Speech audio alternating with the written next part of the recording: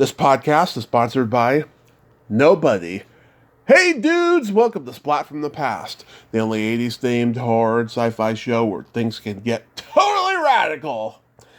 Now today I'll be welcoming back the hilarious, the talented Susan Saiger. She's coming back on. She's got things to promote, and I'm going to ask her about, Oscar predictions and reflect on comedians that we've lost in the last year and all that fun stuff. And it's going to be a great conversation. I loved talking to her last year. She loved my no filter, and I loved her no filter, and it's going to be another hilarious, wild conversation. And also, too, happy birthday, Dad, tomorrow. Tomorrow's my dad's birthday. He's going to be 66. I can't believe it. He's outlived my grandfather's age. His dad, who died before I was even born, was 56, and my dad is 66. It is just amazing, and I am so blessed beyond blessed. Thank you, God, and happy birthday tomorrow, Dad. Love you. So yeah, here is my new interview with Susan Saiger. Hello? Hey, Susan, welcome back. Well, thank you for having me back. Yes, this world is getting weirder every day, and I wake up every day hoping someone's going to blow the whistle on humanity. It's a clusterfuck, but something's got to give. So are we starting? Is this, Yep, we're doing it. Okay. How have you been? I've been good, just doing podcasts like crazy and being grateful for life every day. That's it. You did a friend of mine. I just saw Andrew Lederer, who I knew way back in the day. Yeah. And I put in a word for you for Valerie Landsberg. I saw your post that you were hoping to get her. Mm-hmm. Have you heard back? I hear back from her every once in a while, but it's not often. But yes, I mean, I am her biggest fan. She was my biggest crush when I was a kid. I would love to get her on. Yeah, because we have a mutual friend, and so I sent a copy of your thing so to make sure she saw it. So I hope you get her on. I hope so too. Thank you so much. I appreciate that. Yeah, it's been a little frustrating, She just mentioned on Instagram she had a tummy tuck recently. Really? Yeah. I'm surprised. She doesn't usually, she doesn't usually go for stuff like that. That's crazy. So I have a story I've been waiting. Okay. Waiting to tell because I couldn't tell before. But as you probably know, Richard Belzer passed away. Yes. I believe it was last week. And this is a story that I've always wanted to tell because Richard and I used to go out years ago. Oh. And we were dating when I got the part in Eating Raoul and when I first started, shooting. Mm-hmm. So the night before my first scene, which was the lick my boots pig scene, in full regalia and everything, Richard was at my apartment, and I said, Richard, can I just tie you up?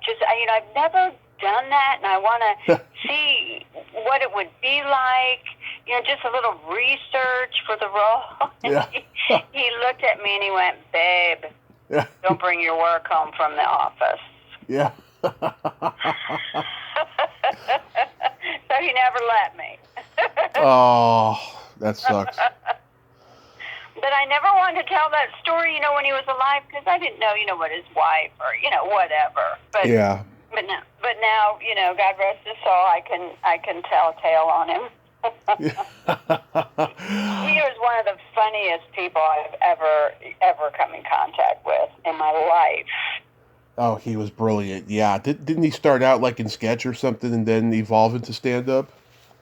I'm not sure. When I met him, he was, doing stand-up. I mean, he'd already done Saturday Night Live and all of that stuff. But as a stand-up, my favorite thing was to, because I met him when I was waitressing at the Comedy Store, was to watch him clear a room after 1 a.m. And he would, like, one by one, just, like, pick off the tables. And they would, people would leave. They'd be so offended. And it was, like, brilliant stuff. Yeah, just God. Completely brilliant, yeah. Yeah. He's like, babe, I told you I'd get you home before 2. Yeah, because remember, he was part of the Groove Tube. Yes, of course. My dad saw that movie at the drive-in when he was like 17, I think, and I think he had to go see it 3 times because the first couple of times he was getting laid in the car. Well,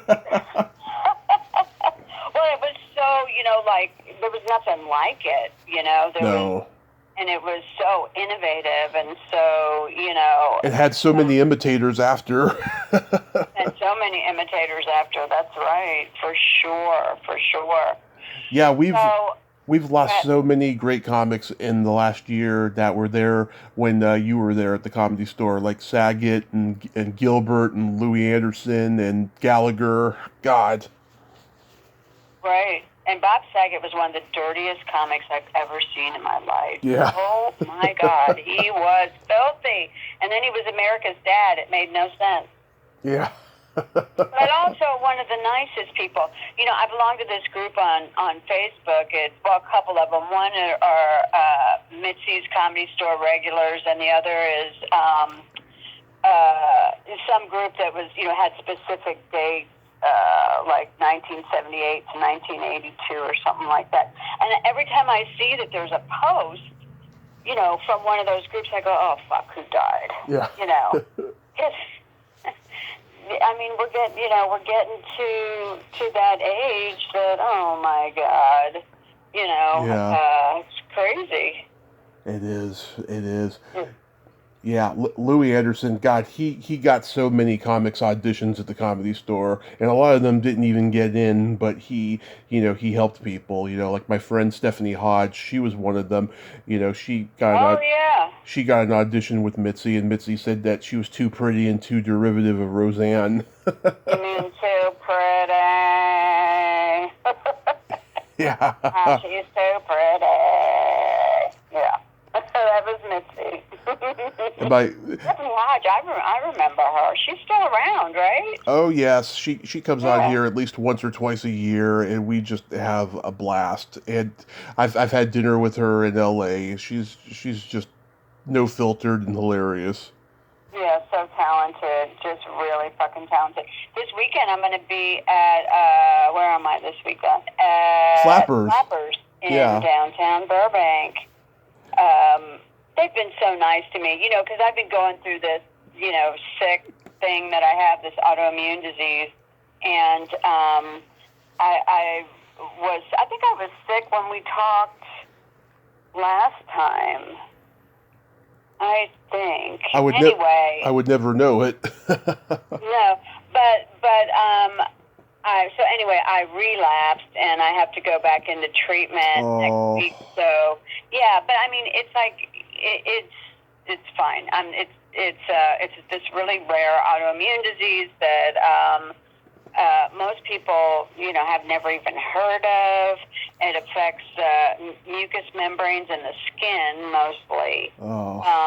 And I've written so much about it that I'm starting to work with this woman who does healing, the mind-body connection and healing, and I'm working with her on helping people get through rough diagnosis and stuff with laughter. Because when you can laugh about what's happening, it's so much easier to face it. It's like I'm looking at 2 rounds of chemo starting next week, but it's like, I mean, I think I could tell you a hilarious story. Okay. Maybe I should tell you this story. I haven't told this. Okay. Okay, so the last time I had an infusion, it's like you have to sit in a chair for 7 hours, and they're pumping this stuff in you and whatever. And so you go in, and before you get the treatment, they give you a little cocktail with Benadryl, some kind of antibiotic, and something so you don't get nauseous. So I I had an allergic reaction the first go round, so they had to really up my Benadryl. And I'm like the cheapest date in the world. Okay, so they give me this thing, and I am flying like a bastard. Okay, I am so high, and I'm sitting in my chair, and I'm thinking, okay, well, I got to get up and go to the bathroom. So I get up, and it was like my legs swung around the chair, and got a little off balance, and I'm laughing, and woo, and this is fun. And I go into the restroom, which is right in front of the nurse's station. So I'm high as a kite, and I go in to use the toilet. My hand slipped. I ended up on the floor, and I just start peeing all over the floor. And when I realized what I was doing, it just made me laugh, because I thought, oh, my God, I'm the old lady who fell in the bathroom and peed on herself. And I'm telling you, Tommy, it was one of the fucking funniest things that's ever happened to me. I'm laying there, and I'm just hysterical laughing, and my pants are around my ankles, and I look down, and I didn't even get wet, because I'm a lady, and I kept my stuff from getting wet. So I realize what's happening, and I'm just like, in a situation like that, what do? You laugh or you cry, right? Right. So I'm hysterical laughing, and I get up, and I'm still high as a kite, and I think, oh, I got to clean in here, because I just peed all over the floor. And so I'm cleaning and laughing and cleaning, and finally I went, I can't do this anymore. So I go, I walk out of the restroom and then to the nurse's station, and I walk up to the nurse's station. I said, you're going to want to call housekeeping, because somebody just peed all over the floor in the bathroom. And so, I got a good pee story. So when I was in the hospital from my car accident, right, like my kidneys practically shut down on me, and I had a catheter in me for a long time, and one night I just one night, okay, so I couldn't shit either, so I was constipated. So one night I was trying to shit while I was in my bed, and I had the bedpan underneath me and everything. And instead of shitting, I peed with the catheter in, and I was like, "Holy shit! I can't believe it!" And so I had the nurse come and clean me up, and then I had to pee like a few minutes later, and then I ended up peeing the bed again because frickin' I couldn't wait. I mean, I was full of pee, and I told my mom about this, and she was like, "It's a miracle." It's a miracle. Oh, God. And, it's like there you are. You're like sick as can be, right? You're at the mercy of all of those around you. Yeah. And then, but it's hilarious. Yeah. Because it's, it's like if you don't laugh about it, that's, to me, that separates the men from the boys. If you can laugh at yourself in a situation like that, you can get through anything, Yeah. Because what else is there? Like I could be very depressed right now, or very, nervous, but it doesn't serve any purpose. Yeah. That's so sad though about the autoimmune thing. I'll tell you, a couple of years ago, every May I do a series of sex podcasts, and I had this sex doctor. She's been in a wheelchair since she was like 18 from an autoimmune disease or something like that. That interview stayed with me for 24 hours because it tugged at my heartstrings, because she's trying to help disabled people have healthy sex lives, and I just think that's so wonderful. There's not a lot of people doing that, Wow. And so when I hear stories like that, it's so poignant, And yeah, I had no idea you were sick. I hope you get through this. Oh yeah, I definitely will. To relapse, I was in the clear for 5 months and then relapsed, which is very common with this disease. So the name of the disease is pemphigus vulgaris. And I thought, oh, that's cool. I got a disease with the root word vulgar, right in there. And so I call it my pimp, because pemphigus, Pemphigus don't want me to work today. Pemphigus just going to live off my body. And that's what it feels like. I've got this pimp, living inside me. So I've given it this whole persona.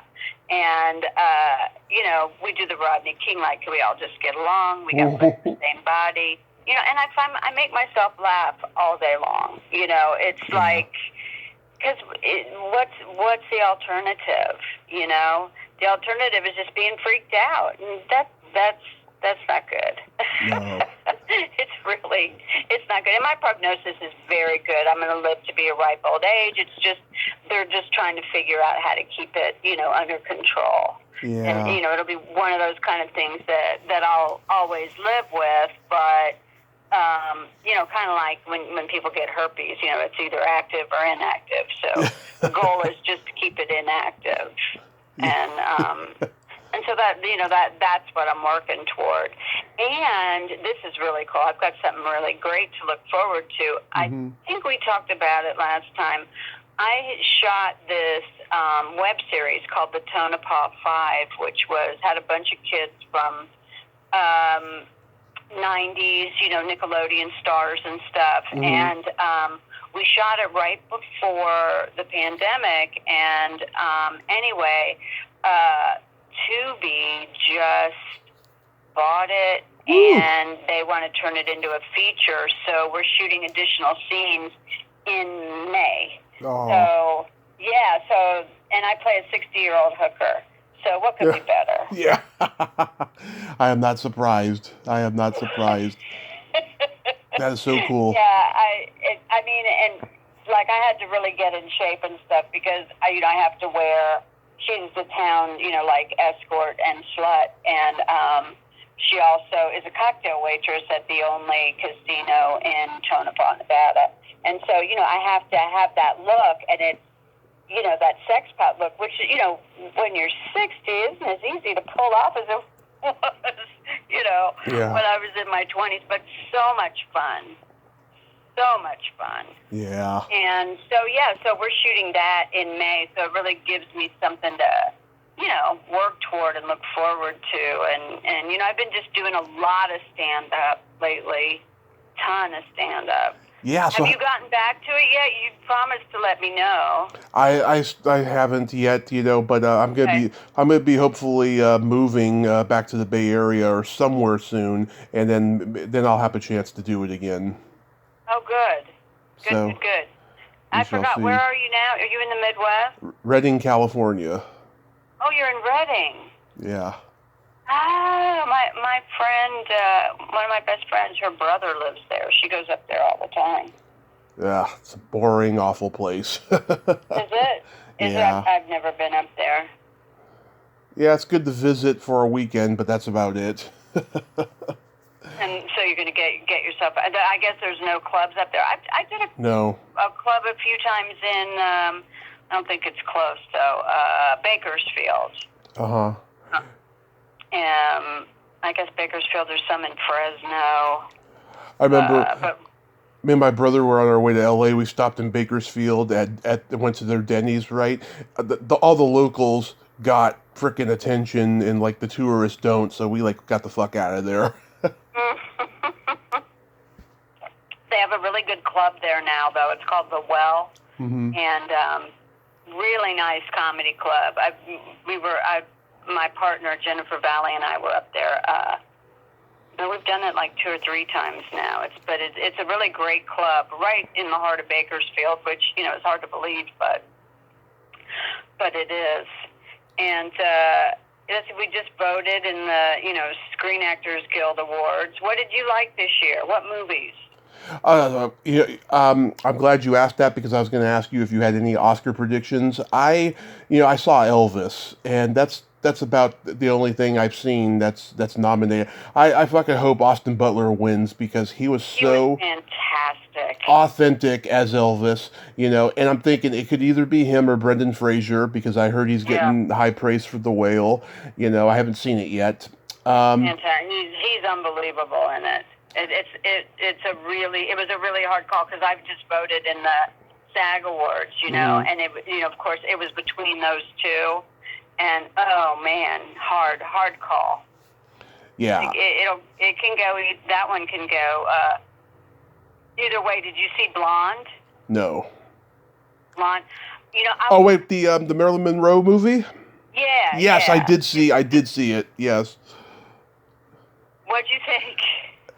There was a lot of things I liked about it, especially when Marilyn was having a threesome and that blanket turned into a waterfall. That Wasn't was, that crazy? yeah. It was shot incredibly. I mean, it was beautiful the way they shot it, I thought. Yeah, yeah. There was things I liked about it. There's a historian that I know. I had her back on. And we were talking about it, and she's a big Marilyn Monroe fan and stuff. She Mm-hmm. said she had a problem with a lot of stuff about it too, but I thought it was good overall. Jamie But Lee. they say it was from not that from fiction, that it was a fictionalized. Right. It was just very, very dark. Very, very dark. And her life was dark, but yeah. So I watched like 2 hours of it, and I thought I don't need to see the last 40 minutes because I know what happened. Yeah. And let's see, Jamie Lee Curtis. I hope she wins.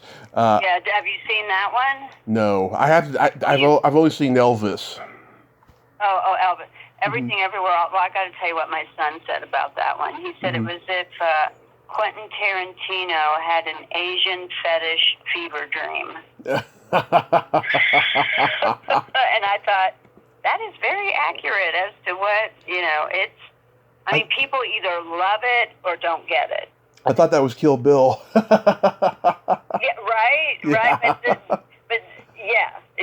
So, yeah, I haven't seen Avatar. That one I want to see. Uh-huh.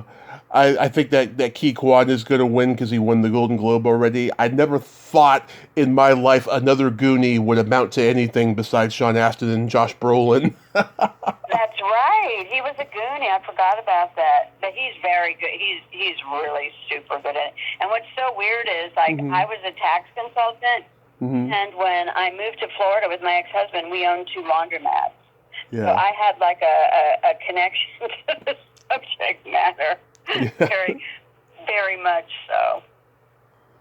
Yeah. And then of course, Very much. and of course, there's that controversy of Andrea Riceborough, which I don't fucking get. I don't know if I know what you mean. I don't know. Something happened that Mark Maron had to like call out the Academy on his podcast for something regarding her role. It's like they weren't nominating her or something, and then they did after he called them out, which I thought was bizarre. Who was it that got nominated? Andrea Riceborough. I don't know who is that. What's that movie called? Let me look it up here. She's like my age. She's like a newer actress. She's British. Is that Women Talking? Is it Women Talking? Let me see. I haven't seen that one. Oh, To Leslie. That's the name of the movie, To Leslie. Oh, yeah, I haven't seen that one at all. But mean she wasn't nominated and then she got nominated? Yeah, something like that. There was a weird controversy regarding her nomination. Okay. Now, speaking of Mark Maron, did you see his new Netflix special? I did, and it was HBO actually. What was it? I heard it's part of a trend. There's a lot of comics doing specials where they're pretty much having a breakdown on stage because of everything that's happened since the pandemic. There was a lot that I liked and a lot that I thought was sad. When he's talking about losing Lynn Shelton and his dad's dementia and all of that. But I thought it was great. Hopefully the next special will be a lot more fun. Yeah, I have to absolutely agree. Like, I think the same thing is like with specifically Rothaniel. Did you see that? Now I can't think of his name. He's the guy that hosted the Globes. It was all about him coming out. Oh my God. Yeah. What is it? Do you know who I mean? I don't, but I'm not surprised. I mean, we're in a weird, sensitive time now. For sure. And my home state of Florida is really like getting on my flippin' nerves, okay? Yeah. My God. it's embarrassing to say you're from a place like that. When I see what's going on there, geez, Louise, and I don't believe in this cancel culture. I'm one of the kind of people that when I get on stage, if I got something to say, I'm going to say it. And if somebody wants to cancel me over it, okay. Do that. But that's what the art form is being able to say stuff that other people can't or won't say. Like the whole thing with Dave Chappelle getting, about his trans. And I thought his whole special and what he said about transgender people was so thoughtful and from a place of empathy and, camaraderie that they twisted it on him, and all of a sudden all these people are up in arms and, you can't say that about, well, yeah, you can, actually. You should be able to say whatever. Like I just did a show last week at a temple, at a synagogue here in Beverly Hills. Oh my God. It was to be among people who I knew that I could say anything, in front of was so refreshing. Yeah. I didn't have to censor anything. And maybe it's because, I'm a member of the tribe. I don't know. Yeah. But it didn't feel like anything was off limits, and all that shit started happening, as you well know, when Trump became president. Yeah. That's when we'd go to Vegas and they'd go, don't do anything political, or walking out, and don't say this, and it was never like that before. Never. So hopefully, with all this cancel stuff, I can't believe they're not letting them have, what is it in Tennessee? You can't have a drag show in Tennessee. It's like, are you kidding me? Imagine if Obama had been elected president after Trump and he said the N-word on Marin's podcast, right? Oh my God, it would be a lot worse than it was when it did happen. Right. Yeah. Right. Oh, for God's sake. Yeah, it's there are many times I go, was this the end of days? I'm not really sure. Yeah. Let's party anyway, because what are we going to do about it, Yeah. But your stand-up shows have been going great. Like no one has tried to get up and slap you in the face or anything. No, that happened a while ago. What? It was really, I had, there was actually two of the guys and two comics in the audience had to come on stage and keep this person away from me. And the weirdest thing was, I was talking about my kids. Mm-hmm. And that was it. I have two daughters that are adopted from China and a son who's my biological son. But I have three kids, and I rag on them because that's what moms do. And somebody in the audience got so offended and, started calling me all these names. And, he tried to, get on stage to, I guess, give me a talking to or whatever. And these guys, kept him away from me. And he said, how dare you talk about children that way? Oh. And I said, well, they're my children, so that's how I dare. And he said, my girlfriend's been trying to get pregnant. And I go, in my head, I'm like, are you that butthurt about your situation that, that's insanity. Yeah. But he wanted to, I don't know, teach me a lesson or whatever. And, of course, they escorted him out, and somebody walked me to my car when I left. But, it was like, it wasn't even about anything controversial. Yeah. I was just talking about, I think my son selling weed out of his bedroom window or shit like that. I know, now I have a granddaughter. And so I told my son, I go, man, whatever she does that's bad, I'll always be able to say, that's nothing, honey. Your daddy sold weed out of his bedroom window. And we had the little, alarm system, so every time the window opened, you could hear ding, ding, ding, ding. Yeah. So I knew every customer. I think every piece of we lived through it, you know. yeah. Anyway, yeah, but that Mm. was what probably one of the most bizarre things about, you know, somebody getting pissed off about something I had to say. I think every piece of art now needs a disclaimer, and it needs to be backhanded. You know, let everybody know. You know that this is not meant to hurt anybody, right? But if you're a pussy, get out. You know. Yeah. Good luck to you.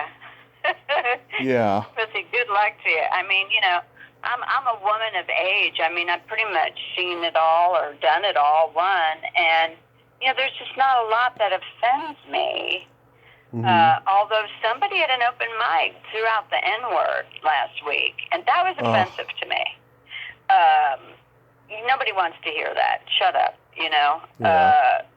There's no place for that in society. You know, it's like, this is not 1958. You know, shut up. Oh, when Dave Chappelle said I don't even it. know how it came about or whatever, but it was shocking in that you just don't hear some white dude on stage blasting that word out, you know. Mm-hmm. And he needed to be called out on it. So, but other than that, you know, there's really very little that, you know, Mm-hmm. that I find terribly offensive. What I am looking forward to is Chris Rock's new special where he talks about, he's going to talk in depth. I saw a thing about it on the news today about, you know, the slap heard around the world. Yep. That was insane.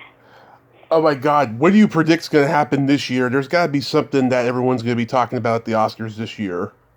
I don't know. Kimmel's hosting, so Yeah.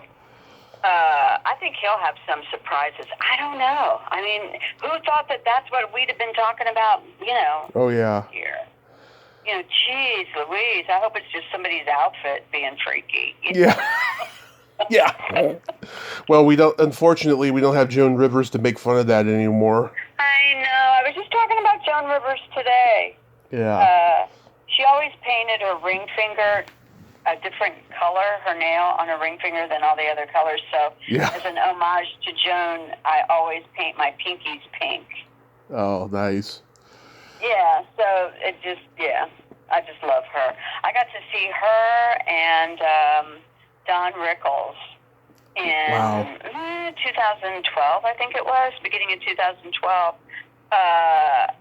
Together, they each did an hour in when I was still living in Tampa, and I'm so glad I got to see her live, and him too, actually.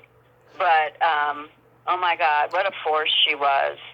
Yeah, I mean, she was rejected by Hollywood, and then she made a career out of making fun of Hollywood to get back at them. Right. Yeah, just like Kathy Griffin. Yeah, and finally, it looks like she's been forgiven for the severed head bit, which I thought was so stupid that she got canceled for that. Mm-hmm. I know. Well, it wasn't going to be permanent. I knew, because she was too successful, and but I will tell you this: I was a little concerned. She was making Instagram videos where she just looked like, I don't know, she was like hitting the bottle or something. She just looked like she was getting fucked up over the whole thing. You know, I'm just paraphrasing. I don't know if that was the case, but I was worried about her for a long time. But she seems to be doing well now. I just saw her on something. I can't remember what it was, but yeah, she seems to be doing well again. I mean, you know, things come full circle. And so, who do you think's going to take over the Daily Show? Any predictions? I think that show should have been canceled a long time ago. Okay. I don't know. Sure. I don't know. You know, maybe they will cancel it after this. Who knows? Yeah, I've been enjoying, though, seeing different people host it. Mm-hmm. Yeah, I don't know. Anything could happen with the Daily Show. Yeah, true that. And now Trevor Noah's doing documentaries for MSNBC. Who'd have thought that? Oh, yeah. You know, back in November, I talked to your friend Sean Sheps. Oh, yeah? Yeah. She was a little shy, but she had great stories and was honest about what she told me, you know.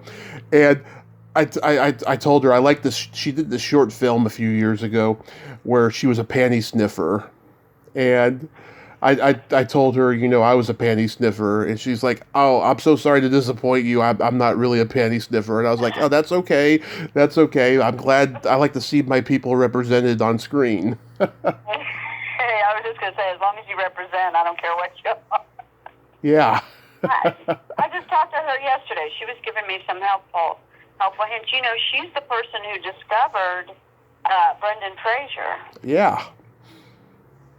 So she was thrilled that he's doing so well, because apparently, which I didn't know, that he got canceled. He got Me Too'd. And actually, what happened was a journalist sexually assaulted him, and he told the truth about it and got canceled. Yeah. Yeah. And then he didn't work for a really long time. Except in voiceover. That was the only thing he could get. Right, but I mean, they blackballed him, and now to see him, come forward with such a great piece of acting, it's just, it just does my heart good to see somebody, because that's not right, No. Oh, God. I did the video that became the anthem for the Me Too movement. Oh, really? It's called Don't Silence Me. You can Google that shit. But, it was really something to be around all these other women who had, been through the same thing that, because that was part of the call, was you had to have a connection to the movement, and there were people there were 50 women that they picked out of I don't know how many, but and you had to have one word that kind of represented what the Me Too movement means to you now. And you know what? I just blanked on what my word was, so I have to keep talking until I think it was what it was.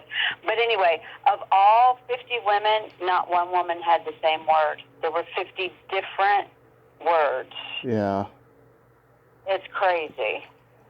Yeah, I just didn't like the fucking bandwagoning shit that has spawned it. I absolutely agree. It happened to me, I'll tell you.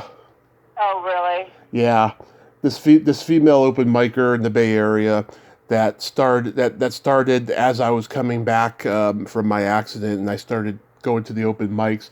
She and I we had a consensual mutual masturbation thing going, and she tried to jump on the bandwagon and say I pulled the Louis C.K. on her and shit. And there was a lot of facts that were not right and everything, and it fucking hurt me bad. And the funny thing is, it was a couple of years before I found out what it was, because people started unfriending me off Facebook and talking shit to my face without telling me what the fuck happened and shit. And it was really puzzling to me. And I was like, oh fuck, is that all? Was it her that said that? It was just awful.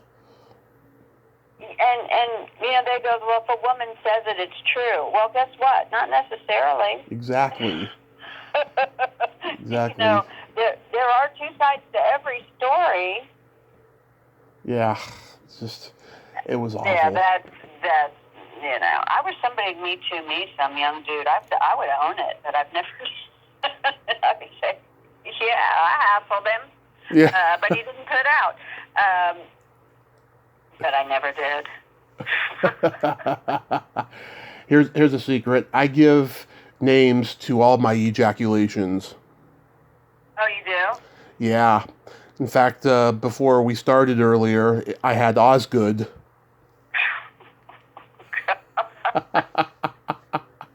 Me too. Me too. Me too. I know. Well, that's one of my big claim to fame is every time I do one of those autograph signing things, for Eden Marl, some guy in his 40s will come up to me and go, "Oh my God, when I was 14, I used to jack off to you all the time." I'm like, "Oh my God, thank you so much. That's the nicest thing anybody has ever said to me." Yeah, I told you last time I even did it. See? There's nothing better than that. If I could inspire somebody to do that, oh my God. I have a friend who does stand-up. She's now based in Atlanta. Her name's Aneri Attorney. But she does a thing where at the end of her set, she has a headshot, and she's gonna, I forget what the joke is, but she's gonna give it out to somebody who would like to use it for their, pleasure. Because there's nothing better. I wonder if she knows no higher compliment paid a woman than that, Yeah. I mean, people just get too freaked out about, it's all normal shit, Oh, I'm very open with it about being a chronic masturbator and what I like and stuff. I've always been that way. Yeah, I mean, it's like there's nothing wrong with it. There's nothing nasty about it. It's just part of, life. So, like, get over yourself. Yeah. It's like, I'm not the church lady. I get it. It's okay. I know, and I even go, yeah, well, now, you want to try it now? Because I would sit up and pull up a chair for that shit. I would watch this. I could do it over the phone for you. That's okay. See, I called your bluff. You're so funny. Oh my God. Going back to Andrew Lederer. Oh my God. So unlike you, he was actually in Get Crazy. Yeah, he made it to the screen. I ended up on the cutting room floor. Yes. Yeah. Andrew and Dan Frischman was in it with us. I'm trying to think who else. Oh, him and Frischman, they both got in the horror comedy movie Wacko because Andrew Dice Clay was cast in that, and he got them roles in that movie. Oh, really? Yeah. Well, they were. Did you see I'm Dying Up Here? Yes. Okay, so those two guys that lived in the closet? Yeah. That was Andy and Dan. Yeah. It was. I mean, they didn't live in a closet, but that was definitely them. Mm-hmm.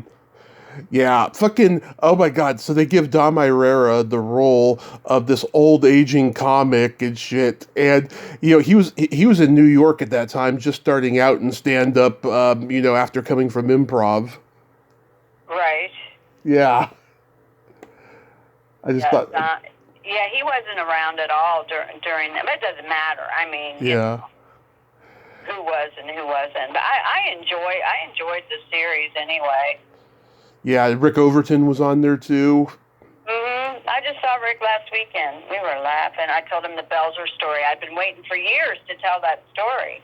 I had to wait till he died. I DM'd him recently, and I haven't heard back, but hopefully I'll get to have him on here. From Rick? Yeah. Oh, you should hear from him. He's a nice guy. He'll do it. I met him very briefly once at Comedy Day up in San Francisco.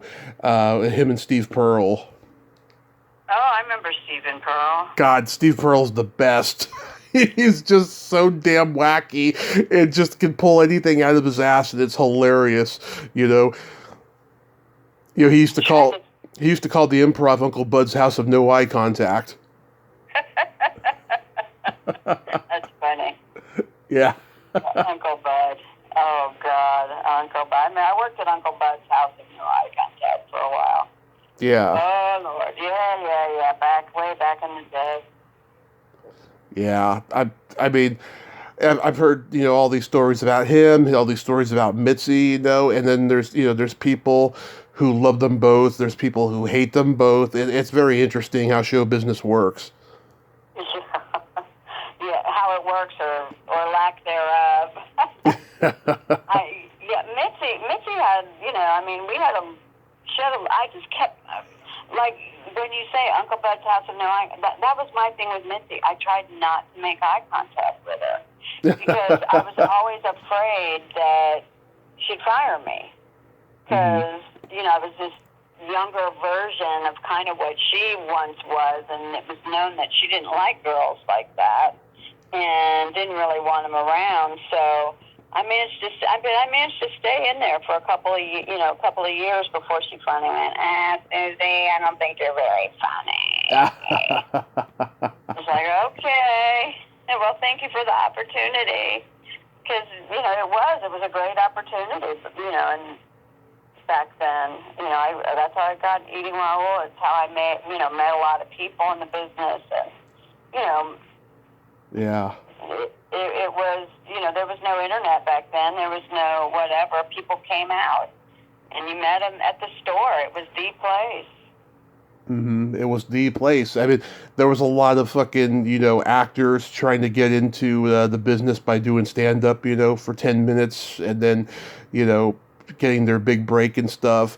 And there was a lot of great comedians, from New York and Boston, Chicago, moving to LA and doing good over there. But a lot of them, too, also got lost in the shuffle because it was so oversaturated. Sure. Yeah, I just saw last week Alan Bursky. Do you remember who he was? Yep, Alan Bursky. That guy's so nuts. He was the youngest guy on the Tonight Show, was his claim to fame. Yeah. The youngest comedian ever to be on the Tonight Show. Yeah, he's out there running around still. I think Byron Allen broke that age limit. Oh, did he break his record? I think he did, or maybe they tied. I don't know. They're both considered to be like the youngest to get on the Tonight Show, but I don't know who was actually the actual one. I remember when Byron first got off the bus and landed at the Comedy Store. Yeah. He was just brand spanking new, this young kid, and people were falling all over him. Yeah. That's how it was. And of course Sam, who had been a doorman and been around and all of that stuff, and then all of a sudden one day, he pulled Argus off of Mitzi and she gave him a spot. Yeah. And he went on in the main room and that was it from then on. I mean, that night he just took that opportunity and made a career out of it. It was fantastic. And Carl LeBeau, I talked to him before he passed. And oh, you did? Yeah, and I'll tell you, I'm so proud of this interview because nobody ever asked him about his acting roles. Nobody, and I believe it. I've heard all the podcasts Carl was on. His movie roles were never mentioned, and he loved the fact that I was talking about his movie roles. But when I talked about Sam, though, he sounded like over it, annoyed about it. Yeah. Well, yeah, you can understand it, and then to find out all those years later about, his daughter and... Oh, I knew about that, yeah, but I didn't bring it up, of course, but I knew about it. No, yeah, but there was this, I told you I saw Sam right before he died, and I was pregnant with my son, who is named Sam, and I ran into him at Inn of the Seventh Ray, which is a health restaurant out near Malibu, or in Malibu, I don't know where the fuck it is. Anyway, and I couldn't convince him that I wasn't naming Sam after him. Mm-hmm. I said, no, it's Sam I Am, and Green Eggs and Ham, and Sam Simon, and Sam Malone from Cheers. Not you, Sam. Yeah. And there was a couple comedy teams, Mac and Jamie and the Funny Boys, and I've talked to those guys. And Freddie Asparagus, and he was with Andy Garcia. Oh yeah, they were part of an improv group. Yep, and they were. God, Andy, I always thought would make it as a comic, and then when he became this serious actor, it was like, whoa. Mm-hmm. Who knew that was in there? But he did the best Desi Arnaz impression I have ever seen. Mm-hmm. To this day. And Freddie Asparagus was Lucy. It was hilarious. You know Lou Deck, right? Oh yeah, I see Lou all the time. Well, okay, so Andy Garcia was on Marin, and he mentioned Lou's name, and I was like the first guy to tell Lou that his name was mentioned, and he brought it up on his Facebook status, but he didn't thank me for it. I was like, damn it, Lou. Damn it, he's so supportive of me. I'm trying to be supportive of him, Yeah. Lou's a nice guy. I mean, he still wears red shoes. It's fantastic. I love that. When the commitment is palpable, Yeah. And he's just a really friendly, nice guy. I mean, he was a stinker back in the day. I mean, if you weren't funny or he didn't like you, I mean, he'd let you know it. But that was his job, Yeah. So, and for a woman, to be honest, it was easier because there weren't that many of us, and especially in the improv world, they needed us. Because it was such a male-heavy thing. I think now it might be more evened out, especially with improv. Certainly not with stand-up. But to get funny women, they didn't want to, they were willing to work with us. Let's put it that way. Yeah. Yeah, it wasn't as cutthroat. So Lou was always really nice to me. That's good. And I see him at this open mic. It's at the Corbin Bowl. I'll give a shout out to Ryan Talmo and Adam Kierberg. And Ryan and this guy, Jonathan David, who passed away last year, started this room. And it's just one of the most fun open mics. When you come to LA, you have to go. Where? It's at the Corbin Bowl. Okay. Ventura Boulevard, like getting into Encino there, toward the west part of the valley, and a bowling alley. It's a bar in a bowling alley. And they created this open mic there, and they do shows there on the weekend too, and they have some music and stuff.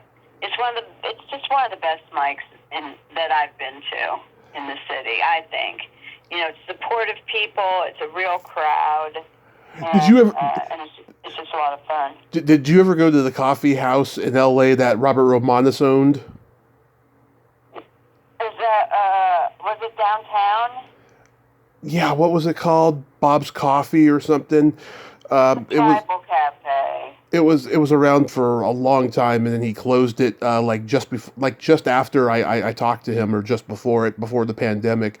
Yeah, he had an open mic there. Bill Burr used to go in and do open mic there. Oh wow, that would be something to see. Yeah, I saw Bill one time at the Comedy Store in 2016, and he was hilarious. I've seen Marin there. I've seen Bobby Lee there. I've seen oh God, what's her name? Natasha Leggero. And I remember that week, she was on somebody's podcast, and she mentioned, I think the next night, Martin Lawrence was there, and he brought her up and fucked up her name, and she called him out for it, and he's like, "Bitch, I don't work for you." Oh God! Well, that's not very nice, is it? No. Jeez. That's funny, though. Oh, God, that's funny. I remember the first time we talked, you told me that you used to see the Jackie Gleason show when you were growing up in Florida. In Miami, yeah. Yeah. Oh, my God. So, what do you remember from that? Because, I heard that Jackie was a monster behind the scenes. Well, I was so little. I mean, I was really young, so I just remember, him being a big star and it being a TV show in Miami. I wasn't old enough to really, know about any of the other stuff. It was just like the glitz. That and there was something like Howdy Doody they also shot there. I can't remember what it was. Wasn't Uncle Floyd shot there too? Maybe that was it. I wanted to say some Popeye show, but I don't really know because I was too young. I tried to send it. I wanted to send an email to Uncle Floyd to get him on the podcast because he was doing ChillerCon in New Jersey, and apparently that guy has a lot of haters, and I don't know why, but he is just so protected and so guarded. And there was I don't know, all these email regulations on his website and stuff. I was like, what the fuck? He's a kids show host from way back when, Hey, that's crazy. I mean, I would probably expect something like that from Mr. Rogers or something, but not Uncle Floyd. Uncle Floyd, oh my God. I remember I think it was it Florida or Ohio, Uncle Al, the kitty's pal. That's all I remember. I just remember going to Popeye. Yeah, I think it was Popeye, and I spilled orange juice on somebody's head. Yeah. But it was... so that's my 5 or 6 year old memory. Oh God, the guy who created Popeye, Max Fleischer, his granddaughter is out there keeping his memory alive. I'm going to reach out to her soon. She's going to be at Monsterpalooza in the weekend of my 40th birthday. I wish I could go. I haven't been to Monsterpalooza since 2019, and oh wow. I'm gonna reach out to his granddaughter though, because I love Popeye. That was my favorite cartoon when I was a kid. Well, there's a lot of the Fame people are around again. They're doing, like, they were just in Liverpool doing something. Yes. And yes. It was the 40th anniversary of their UK tour they did. That was like the Lost Weekend tour back then because they were all partying that whole time. Yeah, my ex-fiance was one of them, Pierre Paul, who played Really? Montgomery. Really? Wow. Yeah. And he was just over for dinner last Friday night with his wife Joy. We call each other sister wife. Yeah. She's because we're like family now. We've known each other for so long and whatnot. But yeah, so they're doing really good, and it's regenerated a lot of interest in in his music, mm-hmm. and which is fantastic. So let me know, and I can hook you up if you want to try to interview him. At some point, sure, but like Valerie, she is like high on my bucket list. All right. I'm still working on it. I did mention it to Joy last week, but I will mention it again. Yeah, and she made a movie a few years ago called Love and Debt, a movie that she wrote and directed. I watched it. Oh my God, I felt like I was watching a documentary on my family. Like, oh my God, we had financial problems when I was a kid. My parents were always arguing. There was F-bombs always in the house. Every time my mom turned around, my dad was jerking off to porn, which happens to the husband in the movie. So, yeah, I mean... What's the name of the film? Love and Debt. Love and Dead? And Debt. Like I'm in debt. Love and Debt, D-E-B-T. Yes. Okay. I watched the Presidio again recently, and oh my God, you were so adorable in that pink tie-dye shirt. Thank you. Are you really a deadhead? No, but I spent the day with a deadhead before we shot it so that I could kind of catch the vibe of what a deadhead was like. I had a good friend of mine who's an attorney. Her secretary was a deadhead. I remember you telling me that. Yeah. Yeah, so she let me hang out with her and learn the lingo and kind of. There's a certain cadence to the way a lot of the women, the deadhead females talked and stuff. So I just hung out with her for a day before I shot it. Yeah, they still play that movie all the time. I get dinner for two at McDonald's. Yeah. I love the scene where Sean Connery's fighting that big old biker with his thumb. That's hilarious. Oh God, right? And he, that was a big loss. That was last year, right? That he passed. Something like that. Yeah. Yeah, I mean, that was a dude. I mean, I'm sure I told you, but he loved what he did. He was such a joy to be around on the set and so giving, and it was a fantastic experience. And for me personally, that was when my father goes, "Oh, you really are an actress." Yeah. That's what it took. My dad met Mark Harmon once.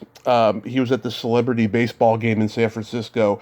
It was him, Carl Weathers, Tom Berenger, Will Clark, who was a big baseball player at the time, and several others. And my dad got to meet all of them individually. And so he goes to meet Mark Harmon. He is surrounded by all these gorgeous women, and he hasn't shaved in days. And so he goes and gets his autograph. Mark was very nice to him, very nice, just a lovely guy. And some girl, one of the girls there is like, "Mark, you really need to shave. Come on now." And my dad made a joke like, "Oh, he's just putting on his game face." And then Mark gives him the autograph and gives him this look like, "Get the fuck out of here." Oh my God. That's funny. Yeah. Usually he doesn't. He's another guy who I thought was really nice. Doesn't usually get annoyed. But Carl Weathers. Oh yeah, I remember you telling me, "Yeah, what are you doing, serving me or something?" Yeah, he recognized me when I was serving him a sandwich, and then he got me a couple auditions. He was just such a nice guy. My dad said he wasn't as friendly as the others, but yeah, I'm sure he was having a bad day or something. Yeah, you never know. You never know what somebody's up against. You know. Yeah. He just took the poster and scribbled it, he said, and that was that. He didn't even say, hi, how are you, or anything. But that happens sometimes. I mean, I've been to conventions where the celebrities just didn't, they weren't perceptive, and they kind of disappointed me. Like, what's her name? Danielle Harris from the Halloween sequels. I'm like trying to talk to her, and she's just like, okay, it's like, okay, say something else, That's not because what people don't realize is to the person they're talking to, they've been waiting to see you. Right. It means something to them, and you don't just blow somebody. It's I don't know, but like you say, you never know what somebody's up against. Well, I wish Danielle would blow me, not blow me off. I'm sure you do.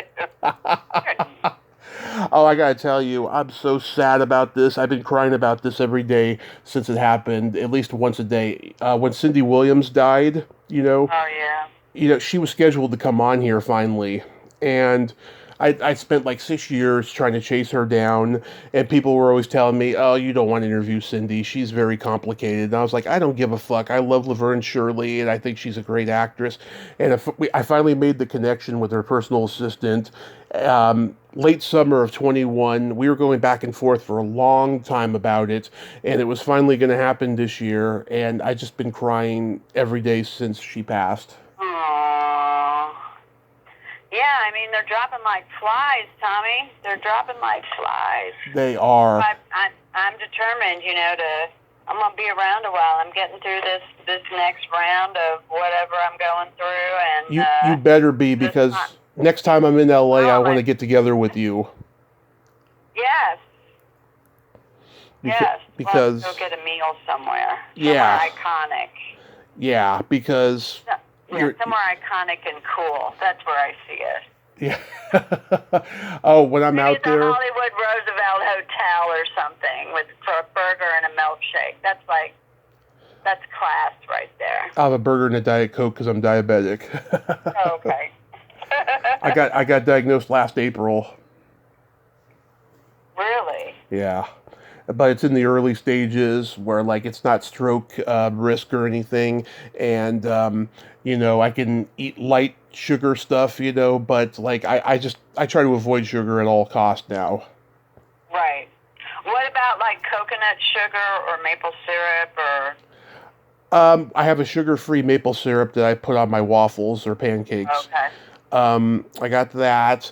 If I eat an apple pie, it's a no sugar added apple pie with only 6 grams. That's enough for me, like I had one last night. Yeah. Stuff like that. And I stopped drinking diet soda all the time now because, that's just as bad as the sugar soda, but I'll have it, if I'm out and having dinner, Right. Yeah, I stopped eating sugar. I'm eating, like, what's it called?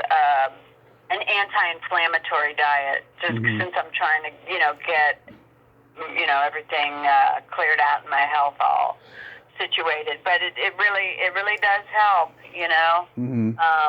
I mean, I cheat maybe once every couple of weeks. My big cheat is frozen yogurt. I don't know why, but that's the big cheat. But other than that, because I can't, with my thing that I can't have onion or garlic. Oh. So all the food I make, I have to make my own food because everything you buy or any kind of sauce, any kind of salad dressing has those 2 ingredients in it. And that's just disease specific. That's not, anti-inflammatory because garlic and onion are actually good for you. It's just, in my particular situation. But, it's always something, Tommy, It's always something. That's it. All right, dude, I'm going to get moving here. Okay. It is so good to talk to you again. Yes. And I'm going to work on Valerie for you. Thank you so much. I appreciate it. So I got a couple jokes for you real quick. Okay. Why is drinking cheap beer like going down on your sister? Oh, for God's sake, I have no idea. It's the same taste, but it's still not right. Oh, God. Okay. What do you call a boy that doesn't masturbate? I don't know. A liar. Okay. So, Sunday, March 5th, you'll be at Flappers in Burbank, 7 p.m. Celebrity Sundays in the Yoo-Hoo Room. Yes. My friend Anastasia Washington performs there. Do you know her? What's her name? Anastasia Washington. And it's not off the top of my head, I don't, but I might know if I saw her. Heavy set, half black, half white girl. Next time, if you ever meet her, mention my name and she'll be happy. I will. All right, Susan, you have a great day and be safe out there. You too, Tommy. It was great talking to you. You too. Okay, take care. Take care. Bye-bye. Bye. Well, there you have it. Susan Saiger. Ain't she a sweetheart? I just love her. She's so much fun. And I'm glad she didn't judge me for being a chronic masturbator. Love her. Well, until next time, this is Tommy Throwback Kovac saying there's no shame in living in the past because the present sucks. Later, dudes.